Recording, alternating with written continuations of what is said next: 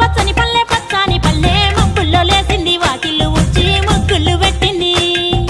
అందాల బొడ్డమ్మ వాకిట్లో పెట్టి జైలెత్తి మొక్కింది కాపాడమంటూ గౌరమ్మ నడిగింది ఆడబిడ్డలు ఇంటింట నిందే అమ్మ నాన్న గుండెంత పొంగే సత్తి పిండి సకినాలు చూస్తే నోటి నిండా ఊరిల్లూరే పొద్దు పొద్దున్నే తమ్ముళ్ళు లేచి పూల కోసం బయలెల్లి ఉరికే శాపపరిచి వాకిళ్ళలోన చెల్లెళ్ళంతా బతుకమ్మ పేర్చే